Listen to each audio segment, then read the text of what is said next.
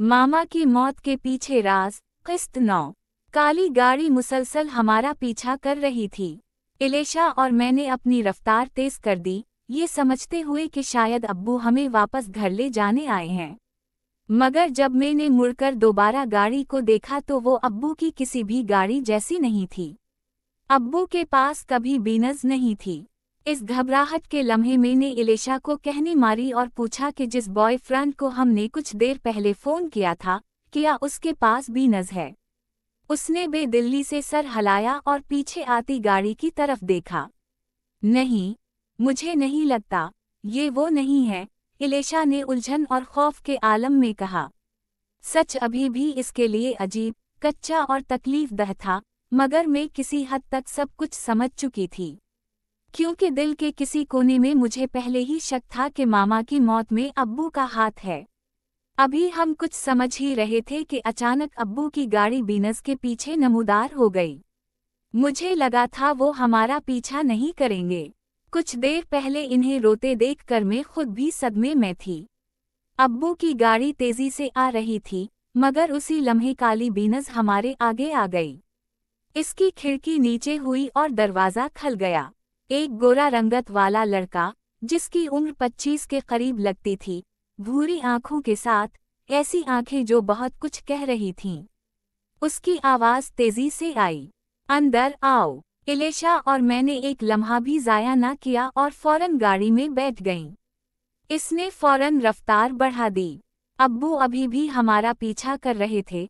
हम चीख कर इस लड़के से कहने लगे कि और तेज चलाओ, हमसे इन्हें दूर ले जाओ।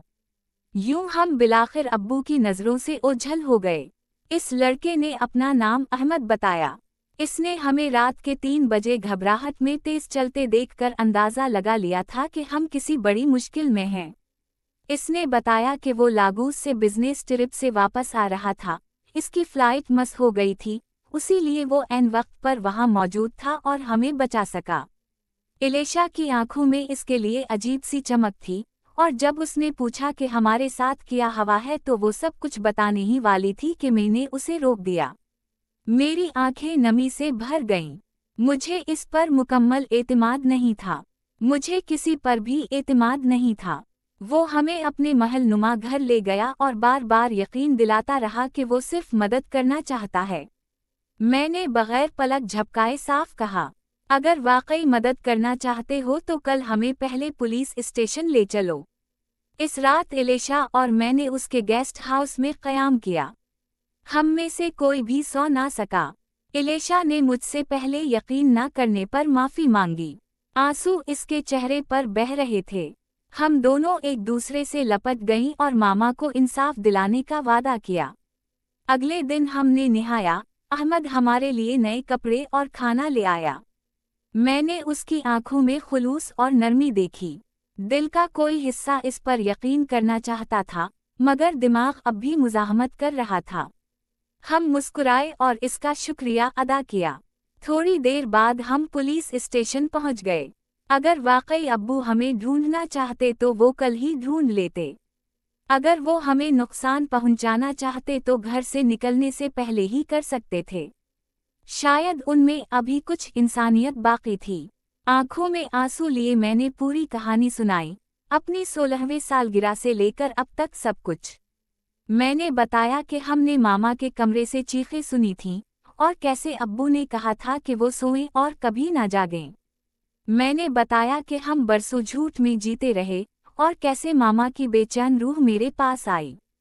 इलेशा को ये सब मालूम नहीं था। वो मेरा हाथ मजबूती से पकड़े रो रही थी। अहमद का मुंह हैरत से खिला रह गया, आंखें नम हो गईं, मगर वो खुद को संभाल रहा था। मैंने इन्हें इस रात के बारे में भी बताया जब मैंने सब कुछ देखा, और फिर अब्बू ने मेरी याददाश्त मटाने के लिए मुझे अजीब दवाएं देना शुरू कर दें। ड्यूटी पर मौजूद पुलिस अफसर को यकीन ही नहीं आ रहा था। इन्होंने कहा कि मैं न सिर्फ मजबूत हूँ बल्कि बेहद बहादुर भी। दिल की गहराइयों में मुझे यकीन था कि मेरी मामा हर लम्हा मेरे साथ हैं। जारी रहेगा। आपको ये किस्त कैसी लगी? मुझे तो वाकई ये किस्त बहुत चौंका देने वाली लगी। मुझे ज़ारा और इलेशा के लिए बेहद दिख हवा।